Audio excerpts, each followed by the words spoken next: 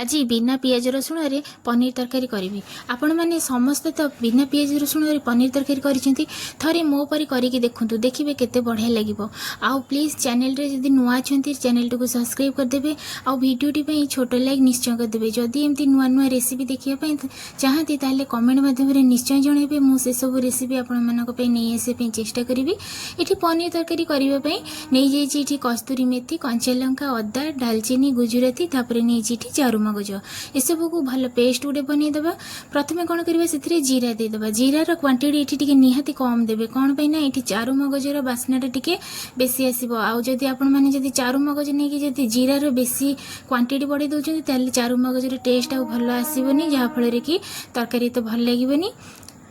ये जीरा आउ चारू मगज तापर देदेवी कस्तूरी मेथी काटी रखी अदा को देदेबा ये कंचा लंका तापर देदेबा ये काश्मीरी रेड चिली मु यूज करुँची।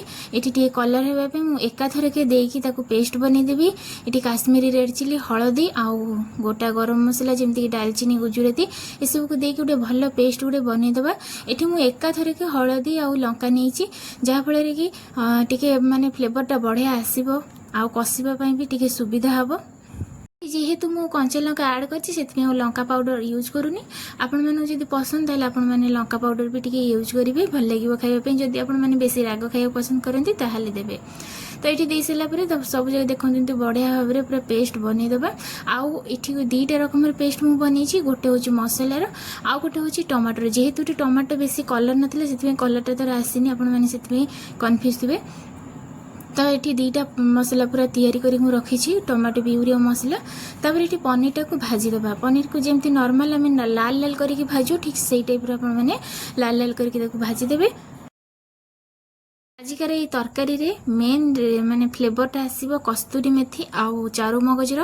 कहीं ये कस्तूरी मेथी को मुझे पूरा पेस्ट बनी देती चारू मगज सहित जार कि बास्ना पूरा 2 गुण अधिक हुए आउ फ्लेवरटा भी बढ़िया आसे।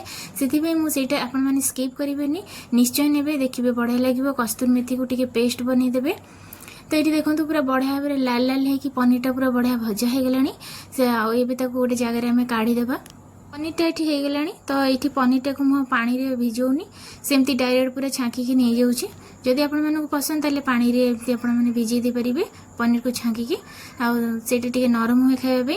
आउ ये पनीर रे आलू ऐड करनी जदि आपण मानक पसंद हुए ताले आलू ऐड करदेवे। ये मुझे केवल कैप्सिकम आउ पनीर को नहीं तो से पनीर पूरा छंका सरीगला से तेल रे नहीं मसला। ये बेसी तेल भी मुझे यूज करूनी अल्प टिके तेल थिला से मुझे यूज कर दूची मसला को दे दूची। आ मसला तो ये सब जिनस दिखाई ये खाली स्वाद अनुसार लुण देवा। आगू देखूँ मुझे केमती कौन करुँची। तो ये पूरा प्रथम जो मसलाटा होपर देदेबा आम टमाटो प्यूरी को आ मसलाटा को टिके कम आंचरे कर भाजबे कहीं ये दिखाई आमर चारू मगज जेहेतु से तले लगे। आईटा पूरा माने लो फ्लेम कर कषि माने लो टू मीडियम रे कषिबे। आपण मैंने जोरे कषिबेनी मसलाटा लगे जो भल लगे। ये मुझे टमाटो प्यूरी दे देछि तापर देकी पुणी ताकू टिके माने मसलाटा कषिदेवा भल भाव में।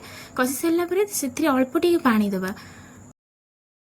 एबे पानी देदेबा। पानी दे सारा पर से देदेबा स्वाद अनुसार लुण आ करी पाउडर। मु तो आगुरी किसी माने मसला एमती कि गरम मसला सब तो मुझे सारे आउ ए किसी दबार बाकी नहीं केवल करी पाउडर टिके देबे कहीं सादा तरकारी टिके करी पाउडर देले भल लगे खाइबा।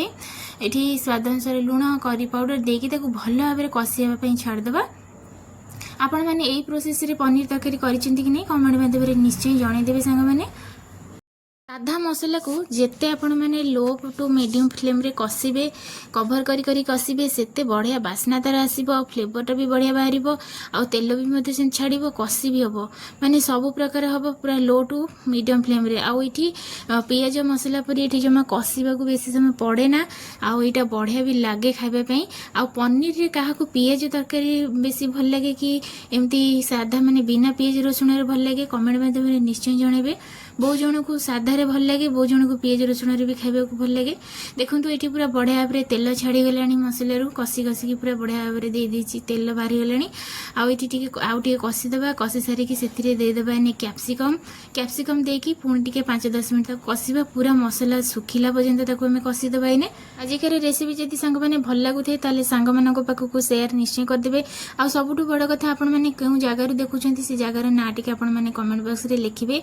आउ जदि आपण मानकु एमती किछि नुआ नुआ रेसिपी देखिबा पई चाहंती ताले कमेंट बॉक्स को जातु आ कमेंट माध्यम रे लिखंतु ए रेसिपीटा दरकार बोली ताले मु से रेसिपीटा आ कम समय भीतर हो जाउथबो सेमती मु आपण मानक पई नै आसीबी चेष्टा करिवि सब बेले।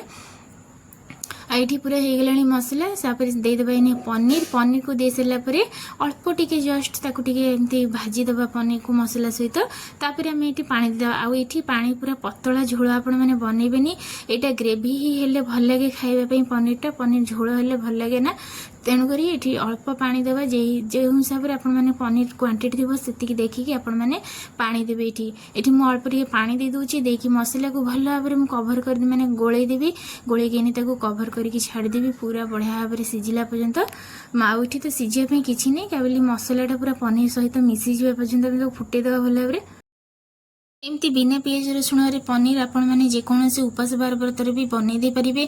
आउ जदि घर को गेस्ट आसुचंती ताले एई टाइप थरे रेसिपी बनई दिंतु देखिए से आपण प्रशंसा न करी रही परिबेनी। एते बढ़िया रेसिपी एटा गोटे अति चटपटा रेसिपी आउ गोटे बढ़िया माने बहुत कम टाइम रे भी रेसिपीटा हो जाए पूरा पनीर रेसिपीटा थरे हेले ये रेसिपीटा निश्चय ट्राए करंतु आपण मानको अनुरोध रहिला। एटी देखंतु केते सुंदर पूरा बढ़िया भाव मसला रू तेल छाड़ी जाए पूरा बढ़िया लोभनीय भी लगुच आउ एते बढ़िया बास्ना भी तार आसूला।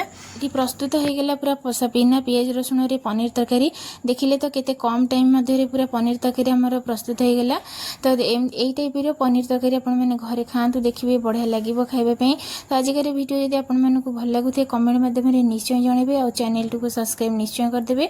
देखो यही टाइप ग्रेवीटा पूरा बढ़िया भाव में आप ठीक यही टाइप ग्रेवी रखिए बेसी पतला झोल करेंगे कि मोटा झोल करेंगे जहाँफल खाइबा भल लगे।